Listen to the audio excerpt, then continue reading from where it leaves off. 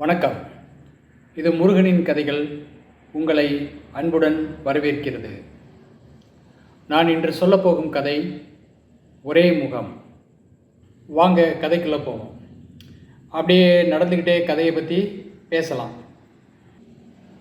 ஒவ்வொருவருக்கும் ஒவ்வொரு முகம், அந்த முகத்துக்கு பின்னால் வேறொரு முகம். அந்த முகத்தை அவ்வளவு எளிதாக தானே கண்டுபிடிக்க முடியாது.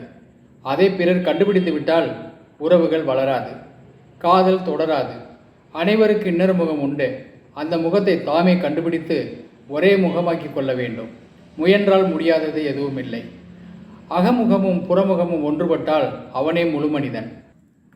நமக்கு கோபம் வரும்போதுதான் என்னுடைய இன்னொரு முகம் என்னன்னு உனக்கு தெரியாது என்று அடுத்தவரிடம் சொல்வோம். ஒரு சிலருக்கு இன்னொரு முகம் இருப்பதே தெரியாது. உச்சகட்ட உணர்வுகளில்தான் இரண்டாவது முகம் வெளிப்படும். சூழ்நிலைக்கு தக்கவாறு நடந்து கொள்ளும் போது தனித்தனி முகங்கள் வெளிக்காட்டப்படுகிறது. பட்டாபிராமன் நன்கு படித்த குடும்பத்தில் பிறந்தவர். திருநெல்வேலி பக்கம் ஒரு கிராமத்தில் பெரிய விவசாய குடும்பத்தில் பிறந்தவர். அண்ணன், தம்பி, அக்கா, தங்கை, சொந்த பந்தம் என எப்போதும் கலகலன்னு இருக்கும் சிறந்த குடும்பத்தில் பிறந்தவர். வீட்டில் அனைவருமே நன்கு படித்தவர்கள், படிப்பின் அருமை தெரிந்தவர்கள். +2 பாஸ் ஆகிவிட்டு பட்டப்படிப்பை தொடர ஆலோசித்து கொண்டிருந்த வேளையில் பிஎஸ்சி ஃபாரஸ்ட்ரி என்ற கோர்ஸ் புதிதாக வந்திருக்கிறது என்று கேள்விப்பட்டு பட்டாபியின் தந்தை அவரிடம் சொல்ல, பட்டாபியும் நல்ல எதிர்காலம் இருக்கிறது என்று உணர்ந்து ஃபாரஸ்ட்ரியில் சேருவதற்கு தயாரானார். கோயம்புத்தூர் விவசாய கல்லூரியில் மட்டுமே அப்போது அந்த படிப்பு ஆரம்பிக்கப்பட்டிருந்தது. கொஞ்சம் கூட தாமதிக்காமல் அப்ளிகேஷன் போட்டு நேர்காணல் சென்று ரிசல்ட்டுக்காக காத்திருந்தார் பட்டாபி. பட்டாபியின் தந்தை சுப்பிரமணிக்கு மகன் வன அதிகாரியாக வேண்டும் என்ற கனவு. அதற்கேற்றாற்போல் பட்டாபிக்கு அட்மிஷனும் கிடைத்தது. படிப்பதில் கெட்டிக்காரன் பட்டாபி. அதுபோலவே நண்பர்களின் நட்பு வட்டாரத்துக்கும் குறைவில்லை. கல்லூரி விடுமுறை காலங்களில் தனது கிராமத்துக்கு நண்பர்களையும் அழைத்து சென்று இயற்கை எழில் கொஞ்சும் காடுகளையும் மலைகளையும் கண்டுகளித்து வயல்வெளி மற்றும் ஆறுகளில் ஆனந்தமாக பொழுதை கழிப்பான். வீட்டில் உள்ளவர்களும் சற்றும் சளைக்காமல் அவனுடைய நண்பர்களுக்கு அவர்கள் அங்கு இருக்கும் வரையில் நன்கு கவனித்துக் கொள்வார். நண்பர்களும் வேறுபாடு காட்டாமல் உறவு சொல்லி அழைத்த போது அனைவருக்கும் மகிழ்ச்சியாக இருக்கும். சுப்பிரமணிக்கு மகன் நண்பர்களுடன் பேசுவது, பழகுவது பார்க்கும் போதெல்லாம் தனது இளமை காலம் அவர் கண்முன்னே வந்து பாடாய்படுத்தும்.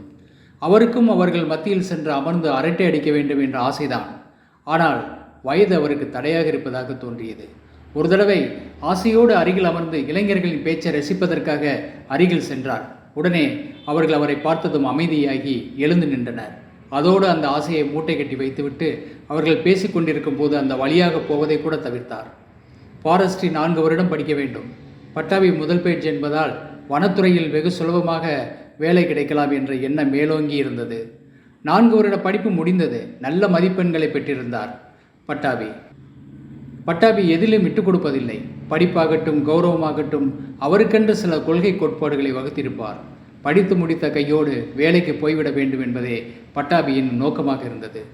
வனத்துறையில் வேலை கிடைக்க தாமதமாகும் போல தோன்றியது. தனக்கு மட்டுமல்ல, தன்னுடன் படித்த யாருக்கும் வேலை கிடைத்ததாக தெரியவில்லை. எதிர்பார்த்து காத்துக்கிட்டு இருந்தால் சரிப்பட்டு வராது, கிடைக்கும் வரைக்கும் வேறு ஏதாவது வேலை பார்க்க வேண்டியதுதான் என்று நினைத்து சில நிறுவனங்களுக்கு வேலைக்கு விண்ணப்பித்தார். ஹைதராபாத்தில் ஒரு நிறுவனத்திலிருந்து நேர்முக தேர்வுக்கு அழைப்பு வந்திருந்தது. அப்பாவிடம் சொன்னார், அதெல்லாம் வேண்டாம்ப்பா, கொஞ்சம் பொறுத்துரு, போஸ்டிங் போட ஆரம்பிச்சிருவாங்க.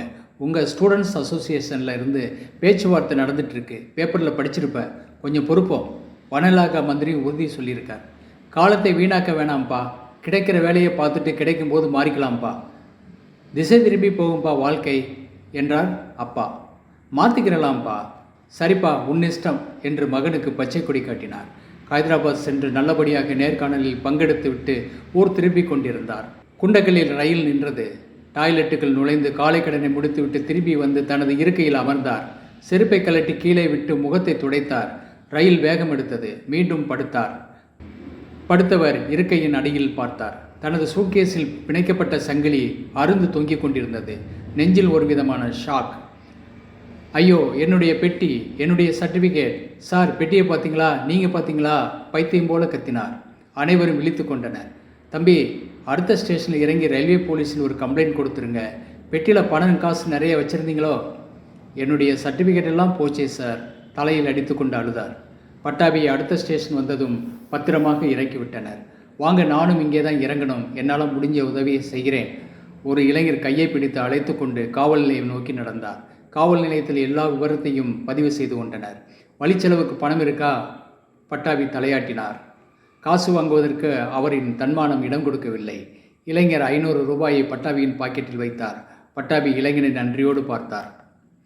கால் போன போக்கில் நடந்த பட்டாபி எங்கெங்கோ சுற்றிவிட்டு 10 நாள் கழித்து வீடு வந்து சேர்ந்தார். அழுக்கு உடையும் பரட்டை தலையுமாக வந்த பட்டாபியை கண்ட குடும்பத்தார் பதறிப்போயினர். அப்பாவை பார்த்தவுடன் கதறி அழுதார். எல்லாம் போச்சு, எல்லாம் போச்சு, வாழ்க்கையே தொலைஞ்சு போச்சு, திரும்ப திரும்ப சொன்னார். வெறுங்கையோடு வந்த பட்டாபியை பார்த்தவுடன் குடும்பத்தாருக்கு எல்லாம் புரிஞ்சு போச்சு. அழுவதா, ஆறுதல் சொல்வதா? சரிப்பா, போனது போகட்டும், கம்ப்ளைண்ட் கொடுத்துருக்கீல்ல, கண்டுபிடிச்சிருவாங்க, அது வரைக்கும் பொறுமையாக இருக்கத்தான் வேணும். சுப்பிரமணி எவ்வளவோ சொல்லி பார்த்தார். சிறுபிள்ளை போலவே அழுது கொண்டிருந்தார் பட்டாபி. பட்டாபியை குளிச்சுட்டு வா, சாப்பிடலாம், காதில் போட்டுக்கொள்ளாது எங்கோ வெறித்து பார்த்து கொண்டிருந்தார். பட்டாபி, பட்டாபி. சுப்பிரமணி அருகில் சென்று இதமாக அழைத்தார். மெதுவாக எழுந்து சென்றான். எல்லாம் போச்சு, எல்லாம் போச்சு என்று முணுமுணுத்து கொண்டிருந்தார். காலையில் எழுந்து எங்கோ செல்வார், மாலையில் வீடு திரும்புவார். யாரிடமும் எதுவும் பேசுவதில்லை, கேட்பதற்கு மட்டும் பதில் சொல்வார். பட்டாபி, நமக்கு இருக்கிற சொத்துக்கு நீ ஏன்பா வெளியில் போய் வேலை செய்யணும்? இங்கே உள்ள வேலையை மேற்பார்வை செய்தாலே போதுமே என்று ஆறுதல் சொன்னார் சுப்பிரமணி.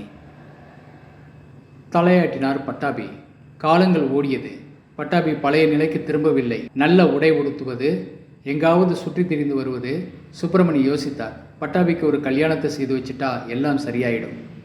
வீட்டில் உள்ளவர்களிடம் கலந்து பேசி சிறப்பாக கல்யாணத்தை நடத்தி முடித்தார். பட்டாபிக்கு திருமண வாழ்க்கையும் சரிவரவில்லை. பட்டாபியின் மனைவி பட்டாபியை விட்டுவிட்டு அவளுடைய தாய் வீட்டுக்கே சென்று விட்டாள்.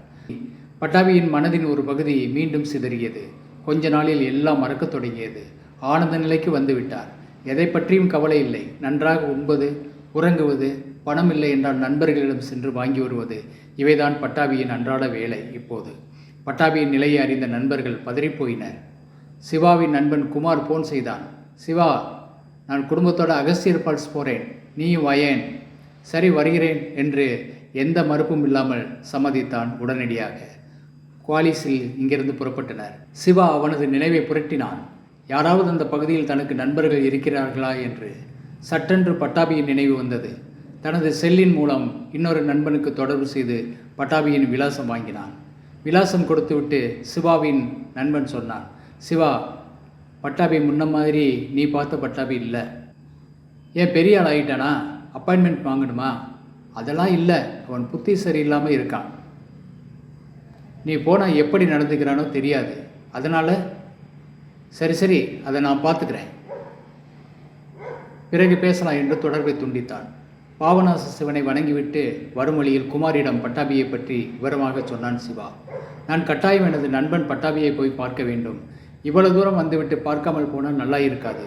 அதோடு நாம் நல்ல நிலைமையில் இருக்கிற எத்தனையோ நண்பர்களை அப்பாயின்மெண்ட் வாங்கி போய் பார்த்துட்டு வர்றோம். அப்படி இருக்கும்போது இப்படி ஒரு சூழ்நிலையில் இருக்கிற பட்டாபி மாதிரி நண்பர்களை பார்க்குறதுக்கு முக்கியத்துவம் கொடுக்கணும். ஆனால் இப்படிப்பட்ட புத்தி சுவாதீனம் இல்லாத நண்பர்களை அதிகபட்சம் யாரும் போய் பார்க்கறதில்ல. அதான் ரொம்ப வருத்தத்துக்குரிய விஷயம். சரி சிவா, நீ சொல்கிறது ரொம்ப சரி, நீ போய் பார்த்துட்டு வா, நாங்கள் இங்கே சுற்றி பார்த்துட்டு இருக்கோம். சிவா பட்டாபி இருக்கும் கிராமத்துக்குள் நுழைந்து ஒரு டீ கடையில் பட்டாபியை பற்றி விசாரித்தான். பட்டாபினா நிறைய பேர் இருக்காங்க, நீங்கள் எந்த பட்டாபியை கேட்குறீங்க? அதாங்க ஃபாரஸ்ட்ரி காலேஜில் படிச்சுட்டு இப்போ ஒரு மாதிரி இருக்காரு, அந்த பட்டாபியை தான் கேட்குறேன். என்ன சாதிங்க? சாதியெல்லாம் தெரியாதுங்க. சாதியை சொன்னீங்கன்னா சரியாக சொல்லலாமுங்க. செல்லில் நண்பனிடம் தொடர்பு கொண்டான். மீண்டும், டே தினேஷ், நான் சிவா பேசுகிறேன். பட்டாபியோட சாதி தெரியுமாடா? ஏண்டா சாதியை கேட்குற? இந்த கிராமத்தில் சாதியை சொன்னால் சரியான ஆளை கட்ட முடியுங்கிறாங்கடா. அதான், இது என்னடா கொடுமை? இல்லை, நிறைய பட்டாபின்னு இருக்காங்களாம். டீ கடைக்காரரிடம் சாதியை சொன்னான் சிவா. அட, நம்ம பையனை தேடி வந்திருக்காரு. டேய் முருகேஷா, சாரை கூட்டு போய் நம்ம பட்டாபி வீட்டை காட்டி வா என்றார்.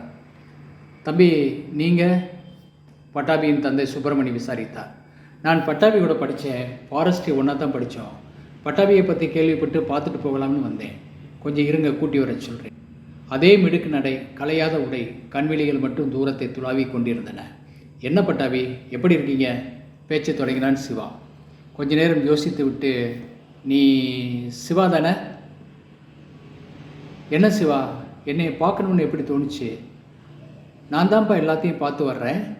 கையில் காசு இல்லைன்னா நண்பர்கள்கிட்ட போயிடுவேன்ப்பா. உன்னுடைய விலாசம் தான் எனக்கு கிடைக்கல, நீயே வந்துட்ட. வேலைக்கு போகலாம்ல பட்டாபி? நமக்கு யாருப்பா வேலை கொடுப்பா? போனேன்ப்பா வேலைக்கு. குண்டக்கல்ல எல்லாத்தையும் தொலைச்சிட்டேன். படிப்பு தொலைஞ்சு போச்சு, குடும்ப வாழ்க்கையும் தொலைஞ்சு போச்சு. என்னை நானே தொலைச்சிட்டேன்ப்பா. நட்பு இருக்கு, தொலைக்கலை. இப்போ எனக்கு இருக்கிறது ஒரே முகம்தான்ப்பா. நீ பார்க்குறியே அதே முகம்தான். எல்லா முகமும் நான் பார்க்க உன்னையே தொலைஞ்சு போச்சுப்பா. சரி விடு, போகட்டும். சிவா, உனக்கு எத்தனை முகம்? சொல்லு சிவா, உனக்கு எத்தனை முகம்? என் முகமெல்லாம் தொலைஞ்சு போச்சுடா, தொலைஞ்சு போச்சு.